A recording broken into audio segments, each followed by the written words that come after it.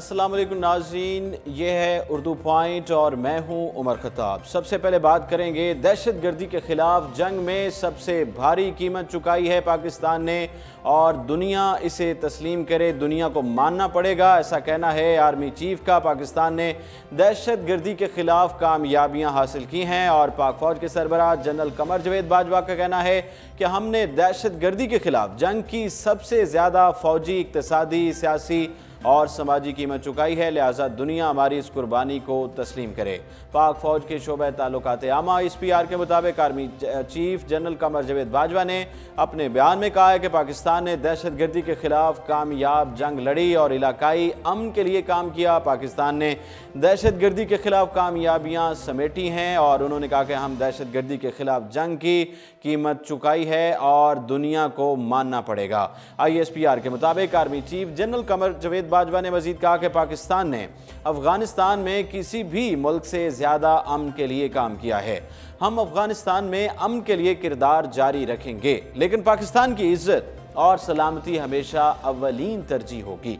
वाज़िह है कि हाल ही में एक TV इंटरव्यू में अमेरिकी सदर डोनाल्ड ट्रंप ने एक मरतबा फिर दहशत गर्दी के खिलाफ जंग में पाकिस्तान की कुर्बानियों को नज़रअंदाज करते हुए कहा था कि पाकिस्तान ने हमारे लिए कुछ भी नहीं किया। डोनाल्ड ट्रंप का कहना था कि हम पाकिस्तान को सालाना $1 अरब 30 करोड़ से ज़्यादा देते थे, हम पाकिस्तान को सपोर्ट कर रहे थे और अलकायदा सरबराह उसामा बिन लादेन वहाँ मिलिट्री अकेडमी के करीब आराम से रिहाइश पजीर था। पाकिस्तान में हर कोई उसामा बिन लादेन के बारे में जानता था, लेकिन उन्होंने हमें इस हवाले से आगाह नहीं किया।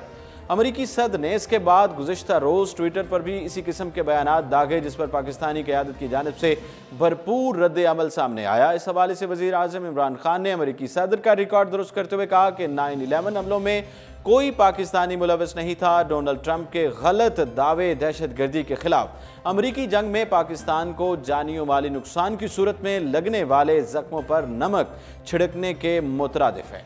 इमरान खान ने मजीद कहा कि अमरीकी सदर को तारीखी हकायक से आगाही की ज़रूरत है। पाकिस्तान ने अमरीकी जंग में बहुत ज़्यादा नुकसान उठाया है, लेकिन अब हम वही करेंगे जो हमारे और हमारे लोगों के मुफाद में बेहतर होगा।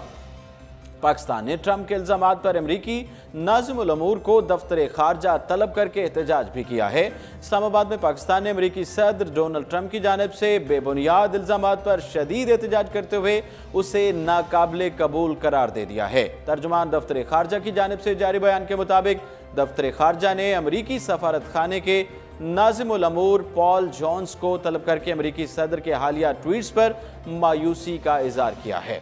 सेक्रेटरी खारजा ने अमरीकी नाज़िमुल अमूर पॉल जॉन्स के हवाले एहतजाजी मरासला भी किया। उन्होंने कहा कि पाकिस्तान के बारे में ऐसे बेबुनियाद बयानात नाकाबिले कबूल हैं। पाकिस्तान ने दहशत गर्दी के खिलाफ जंग की बहुत भारी कीमत अदा की है और खित्ते को दहशत गर्दी से पाक करने के लिए हमारी कोशिशें किसी से ढकी छुपी नहीं हैं। दूसरी जानिब अमरीकी महकमा दिफा पेंटागन ने कहा है कि खित्ते में पाकिस्तान और अमेरिका के मुश्तरका मुफादात हैं, जबकि पुरअमन और मुस्तहकम अफगानिस्तान के लिए पाकिस्तान का किरदार कलीदी है। दोनों ममालिक के फौजी ताल्लुकात में कोई तब्दीली नहीं आई और पाकिस्तान जनूबी एशिया में अमेरिका का अहम इत्तेहादी है। दूसरी तरफ बात करेंगे ताहिर दावड़ कत्ल केस के हवाले से। ताहिर दावड़ कत्ल केस की तहकीकात के लिए JIT सरबराह तब्दील, Islamabad superintendent police SP Tahir Dawar कत्ल केस की तहकीकात के लिए तश्कील मुश्तरका तहकीकाती टीम JIT में तब्दीली करते हुए SP इन्वेस्टिगेशन गुलफाम नासिर से JIT की सरबराही वापस ले ली गई है। ज़राए के मुताबिक मकतूल SP ताहिर दावड़ कत्ल की तफ्तीश के लिए तश्कील JIT की सरबराही अब DIG ऑपरेशंस करेंगे। DIG ऑपरेशंस फैसल राजा की सरबराही में JIT SP ताहिर दावड़ के कत्ल की असरे नौ तहकीकात करेगी। JIT में inter services intelligence ISI, intelligence bureau IB और मिलिट्री इंटेलिजेंस MI के एक नुमाइंदे के अलावा SDPO शालीमार और DSP CID भी शामिल हैं। JIT के दूसरे इजलास में ताहिर खान कत्ल की असरे नौ तहकीकात का फैसला और इलाके की जियो फेंसिंग और शहर के मुख्तलिफ जगहों पर नस्ब सेफ सिटी के कैमरों का रिकॉर्ड तलब कर लिया गया है। पहले इजलास में मकतूल SP के भाई और अहले खाना को शामिल तफ्तीश करने का फैसला किया गया है और G11 F10 समेत शहर के दाखिली और खारजी रास्तों की फुटेज हासिल करने के लिए सेफ सिटी को कहा गया है। ذرائع کے مطابق JIT کو 45 روز میں رپورٹ جمع کروانی ہے۔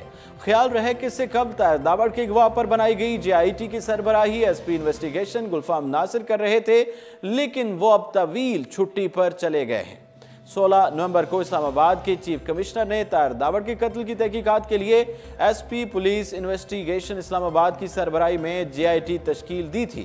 17 نومبر کو مقتول SP کے بھائی نے بے ایمانہ قتل کی تحقیقات کے لیے قائم کی گئی 7 رکنی JIT کو مسترد بھی کیا تھا۔ یاد رہے کہ پشاور پولیس کے دیہی سرکل کے چیف SP طاہر داوڑ کو 26 اکتوبر کو اسلام آباد کے جھیٹ 10 علاقے سے اغوا کیا گیا تھا۔ 13 نومبر کو ان کی لاش افغانستان کے صوبے ننگرہار کے دور دراز علاقے سے ملی، جس کے ایک روز بعد پاکستانی دفتر خارجہ نے بیان میں کہا کہ افغان حکام نے تصدیق کی ہے کہ تشدد زدہ لاش طاہر داوڑ کی ہے۔ بات کریں خیبر پختونخوا کی اور میڈیکل جو تعلیم ہے اس کا حال کیا ہے تو وہ سب سے برا ہے، ایسا کہنا ہے سپریم کورٹ کا۔ اسلام آباد سپریم کورٹ نے 2 کالجز میں داخلوں پر پابندی لگاتے ہوئے کہا ہے کہ خیبر پختونخوا میں میڈیکل تعلیم کا حال سب سے برا ہے۔ جسٹس عظمت سعید کی سربراہی میں سپریم کورٹ کے 2 رکنی بینچ نے ایبٹ آباد کے نجی میڈیکل کالجز میں داخلوں سے متعلق درخواستوں کی سماعت کی۔ سپریم کورٹ نے مطلوبہ معیار پر پورا نہ اترنے کی وجہ سے فرنٹیئر اور ایبٹ آباد میڈیکل کالجز میں داخلوں پر پابندی لگا دی ہے۔ جسٹس عظمت سعید نے کہا کہ پاکستانی میڈیکل کالجز کی ڈگریوں کی بیرون ملک اہمیت کاغذ کے ٹکڑے سے زیادہ نہیں ہے، ان سے آبادی ویسے تو کنٹرول ہوتی نہیں ہے، بندے مارنے کے لیے اس طرح کے ڈاکٹرز بنائے جا رہے ہیں۔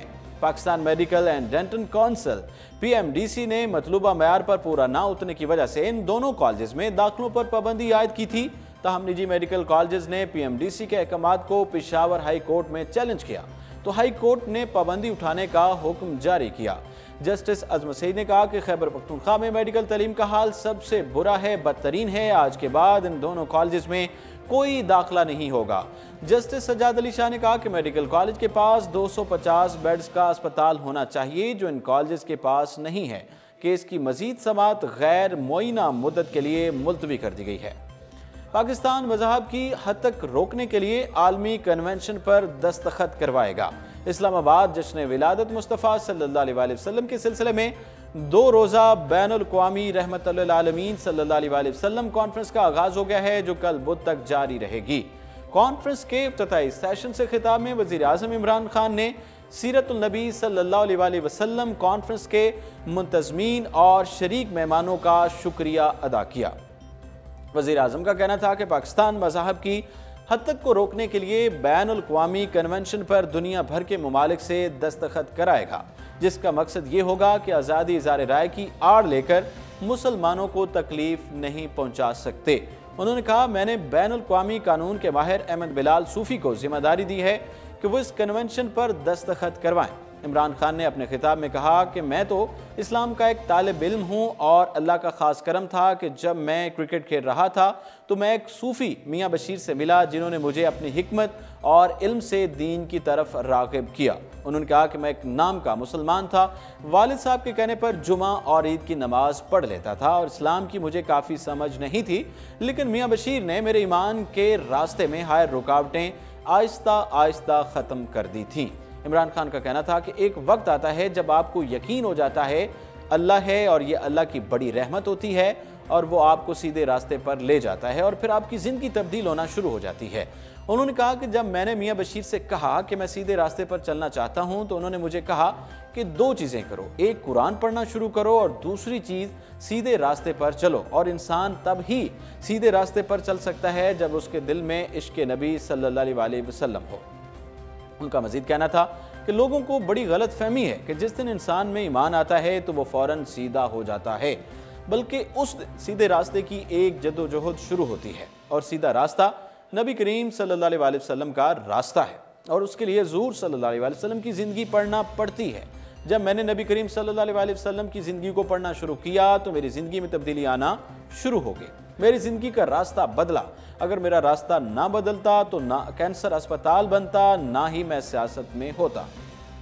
زندگی میں 2 راستے ہیں، ایک انسان اپنی ذات کے لیے زندگی گزارتا ہے اور دوسرا ایمان آنے کے بعد یہ احساس ہونا کہ اللہ نے کسی مقصد کے لیے پیدا کیا ہے، और मैं अल्लाह को जवाब दे हूँ। वज़ीर आज़म का कहना था कि जब मैंने सीरतुल नबी सल्लल्लाहु अलैहि वसल्लम पढ़ना शुरू की तो सबसे पहले ये चीज़ सामने आई कि अल्लाह ने उन्हें रहमत लिल आलमीन का खिताब दिया है और हज़रत मोहम्मद सल्लल्लाहु अलैहि वसल्लम ने लोगों के एहसास को मद्देनज़र रखते हुए वसाइल ना होने के बावजूद दुनिया की पहली फलाही रियासत की बुनियाद रखी और हमें बताया कि एक फलाही रियासत वसाइल से नहीं, एहसास और रहम से बनती है।